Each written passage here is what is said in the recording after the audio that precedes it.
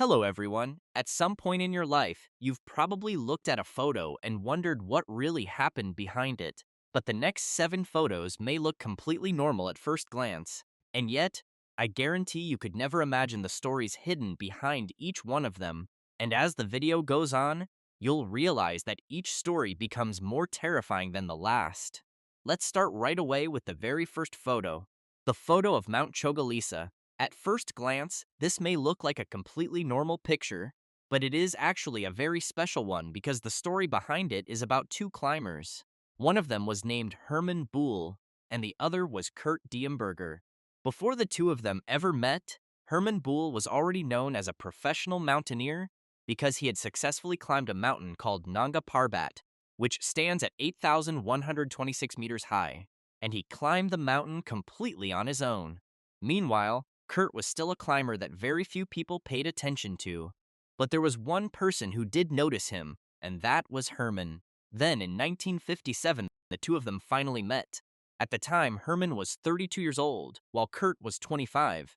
The two of them, together with 2 other climbers, Fritz Wintersteller and Markus Schmuck, the 4 of them successfully reached the summit of a mountain called Broad Peak, which stands at 8,051 meters high. And this achievement became an important milestone for both Hermann and Kurt. For Kurt, Broad Peak became the first mountain over 8,000 meters that he had ever climbed. As for Hermann, it became his second mountain above 8,000 meters after Nanga Parbat. After reaching the summit, the group was still on Broad Peak. Nearby, there was another mountain that was slightly lower called Chogolisa, standing at 7,665 meters high. The two mountains may sound close to each other, but in reality, they were still around 15 to 20 kilometers apart. A few weeks later, Hermann and Kurt decided to climb this mountain as well. But when they were getting close to the summit, a massive snowstorm suddenly hit, forcing both of them to turn back because the conditions had become far too dangerous. And while they were making their way down, Hermann unfortunately slipped and fell off the mountain. At first, Kurt did not realize what had happened, but when he turned around, Hermann was no longer there. Kurt even climbed up and down that section a few times looking for him, but he had no idea which direction Hermann had fallen. And with the weather conditions at the time, there was no possible way for him to save him. So in the end, Kurt made the decision to descend alone. And it was at that exact moment that Kurt took this photograph, the very photo of Mount Chogolisa that they had been climbing. After coming down from the mountain, Kurt asked other people to help search for Hermann, but they were unable to find his body anywhere. Because of that, they believed his body was still buried somewhere beneath the snow and ice. Years later, Kurt Diemberger went on to conquer another mountain called Dhaulagiri, which stands at 8,167 meters high, and thanks to that achievement, both Kurt and Hermann became the first 2 climbers in history to each successfully climb 2 mountains higher than 8,000 meters. And even to this day, Kurt Diemberger is still alive. At the time this video was made, he was 93 years old, and he continued pursuing his mountaineering career. The second photo is the photo of a black bear. The story behind this picture took place at a nature reserve called Apshawa Preserve. Back in 2014, there was a young man named Darsh Patel. One day, he and 4 of his friends went to Apshawa Preserve to hang out. After walking for a while, they suddenly looked behind them and realized that a bear had been following them the entire time. At that moment, Darsh Patel took a photo of the black bear, and you can clearly see it in this picture.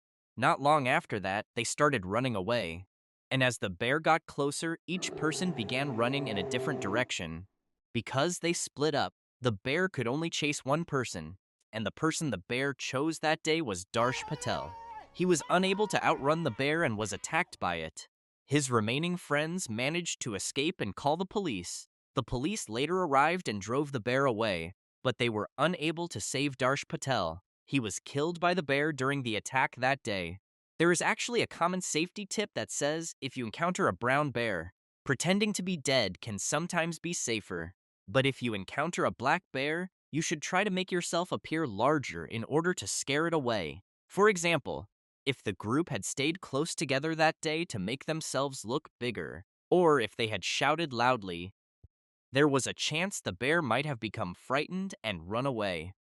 In reality, according to statistics, attacks by black bears are extremely rare because black bears are usually not very aggressive toward humans.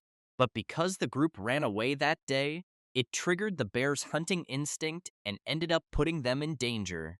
The third photo is this diving picture. At first glance, it looks like a completely normal photo, but behind it is a very complicated case. The story involves a young married couple. The husband's name was David Watson, and the wife's name was Tina Watson. The two of them shared the same hobby, scuba diving. So one day in 2003, they went on their honeymoon to a coastal area in Australia. They traveled there by boat, and once they arrived, they put on their diving gear and jumped into the water. After entering the water, they began diving deeper to look at the coral reefs. Everything was going peacefully until something suddenly went wrong. While diving, David noticed that his wife was beginning to show signs of passing out and struggling to breathe. She started sinking deeper into the water, and he was unable to save her. So he surfaced to seek help from the people on the boat above. At that same time, there were other divers in the area, and one of them managed to capture this photo. The diver in the middle of the picture was not related to the story, but the person lying behind him was Tina Watson, photographed right after she had sunk to the seabed. After David surfaced to get help, another experienced diver jumped into the water to search for Tina. After diving for a while, he found her and brought her back onto the boat. At that point, several people on board tried to save her, but unfortunately, Tina Watson died that day. After the incident, the police began investigating the case. David Watson was later questioned many times about what had happened, but each time he gave a different version of the story. In total, he told up to 16 different versions of the incident involving his wife. There was another detail that police discovered as well. David Watson had previously taken out a life insurance policy for Tina. That meant if Tina died in an accident, David would receive the insurance money. On the day of the incident, some other divers reported seeing David and Tina holding on to each other underwater, but the situation appeared unusual. According to them, it looked less like a normal embrace and more as if David was restraining Tina. Many people also believed that David was a very experienced diver, so rescuing his wife should not have been too difficult, yet he did not save her. Because of all this information, investigators concluded that David had intentionally killed Tina rather than it being an accident. They believed his motive was the life insurance payout. Police also claimed that he had disconnected her air supply hose, leaving her unable to breathe. However, those were only the conclusions of the investigators, while David himself denied all charges. At the time, he was put on trial in Australia because he and Tina had been traveling there when the incident occurred. Later, he was sent back to the United States and continued facing legal proceedings there. After many court hearings, along with a lack of solid evidence, David Watson was eventually declared not guilty by the court. Overall, this photo is connected to one of the more complicated cases surrounding a mysterious death, and even to this day, no one truly knows exactly what happened to Tina Watson on that day. The fourth photo is the photo of Andrei Karlov. This picture is connected to the following story. There was a man named Andrei Karlov. He was Russian and served as the Russian ambassador, meaning he was a senior diplomat and an official representative of Russia. He had worked as Russia's ambassador for many years in countries such as North Korea, South Korea, and most recently, Turkey.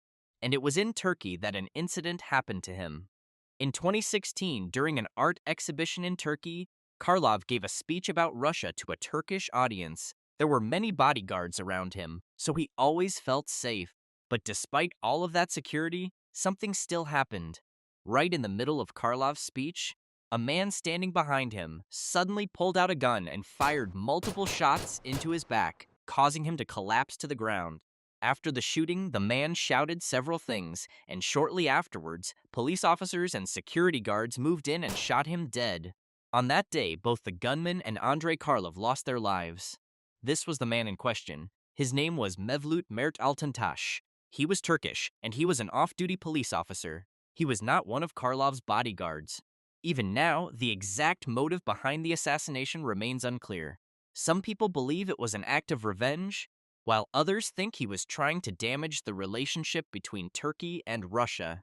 On the day of the attack, after opening fire, he shouted many different things, including the phrase, "Don't forget Syria, don't forget Aleppo." This statement is believed to have been connected to the Syrian civil war, particularly a major battle that took place in the city of Aleppo. But honestly, I'm not entirely sure how his assassination was actually connected to those events. So if anyone knows more about it, feel free to leave a comment on the video.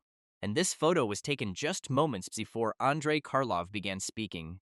What clearly makes it terrifying is that the gunman was standing right there in the frame the entire time, and nobody realized it. The fifth photo is a picture of a girl at Monon High Bridge. This story took place in the state of Indiana in the United States, specifically along a trail known as Monon High Bridge.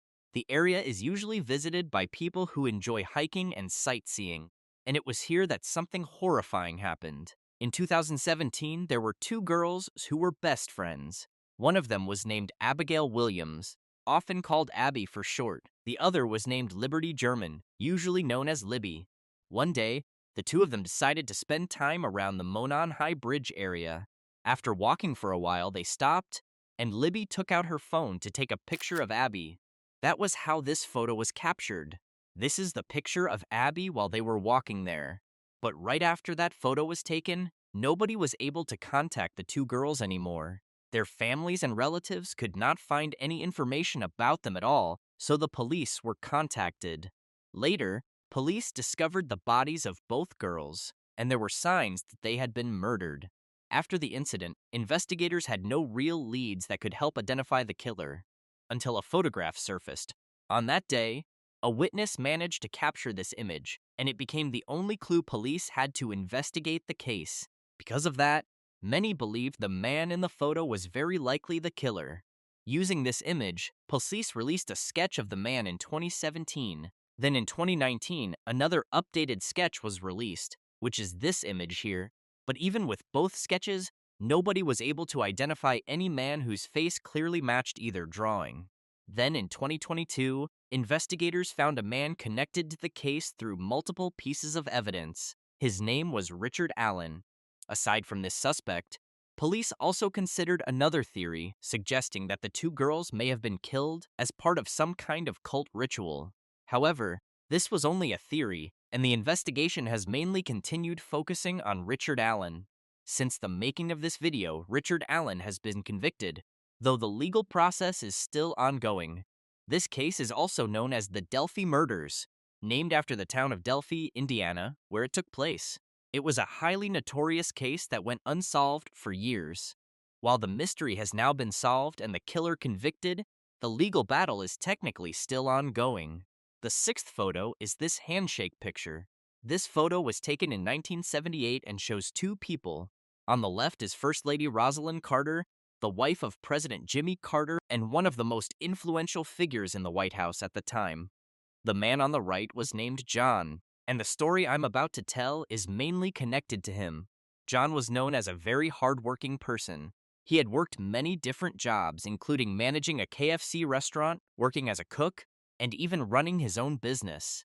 Because of his friendly personality, many people voted for him to become a local community leader. One day, there was a parade called the Polish Constitution Day Parade, which was a very large event. John was chosen to lead the parade, and it was through that event that he had the chance to meet First Lady Rosalind Carter. John's story made him seem like a very successful man, but behind all of that was something extremely terrifying. In reality, John was a serial killer whose full name was John Wayne Gacy. For a period of time, he often dressed as a clown, a character he called Pogo the Clown, entertaining people at local parties and charity events. And because of that, he became known by another name, the Killer Clown. Nearly all of his victims were male. John murdered many people between 1972 and 1978. The way he carried out the crimes was by luring victims back to his house, usually by promising them work opportunities. After that, he would handcuff them and strangle them either with a rope or with his bare hands. Most of the victims he killed were buried inside his own house, and when there was no more room left, he disposed of other bodies by dumping them into a river. Eventually, he was discovered by police and convicted of murdering 33 people, although the real number may have been even higher. He was later executed in 1994 by lethal injection. Overall, John Wayne Gacy became one of the most infamous serial killers in history. So for me, any photograph that includes him is already terrifying enough on its own. The seventh photo is the picture of Eben Byers. Before I tell you the story, I'm sure that photo you just saw probably shocked you already. But the story behind it is even more disturbing. This is the story of a man named Eben Byers. He was a handsome man, and his family was extremely wealthy. Because of that, after graduating, he did not need to rush into finding a job. Instead, he wanted to follow his passion, which was golf. He competed in many golf tournaments and even won several awards. Later on, his father handed over a company to him, and from that point on, he began working as the president of his father's company. Eben Byers' life was going very smoothly until an accident happened. In 1927, while traveling through the Jersey City area on a train, Eben had fallen asleep during the trip. When he woke up and tried to get off the train, he accidentally slipped and fell from a height, injuring himself badly. After that day, he suffered injuries to his shoulder and arm. He later visited a doctor, and the doctor told him that the injuries were not too serious. Because of that, the doctor recommended that he try a product called Radithor. At the time, there was a medicine called Radithor. It was promoted as something that could relieve pain and also provide energy to the body. So that day, Eben decided to buy a bottle and give it a try. After drinking it for a few days, the pain in his arm disappeared, and every time he drank it, he felt as if it gave him an incredible amount of energy, almost like his body had become extremely healthy. Because of that, he started drinking it every single day. He continued using it for 3 straight years, consuming around 1,400 doses in total. Later on, he stopped drinking it because he began suffering from headaches, dizziness, jaw pain, and severe toothaches. Then one day, his entire lower jaw reportedly fell apart. In reality, Radithor was a radioactive drink that contained radium. And the reason it was legally sold at the time was because people still did not fully understand just how dangerous radiation actually was. And this was Eben Byers after he had lost his lower jaw. Eventually, he died from cancer caused by radiation exposure. His body was placed inside a lead-lined coffin to prevent radiation from spreading outside. Right after the Eben Byers incident, Radithor was immediately banned from being produced and sold. All right, and those were the photos along with the stories behind them. And of course, there are still many more photos with disturbing stories out there. So if you want me to continue making videos about this topic, feel free to leave a comment below. But for now, goodbye, and I'll see you again in the next videos.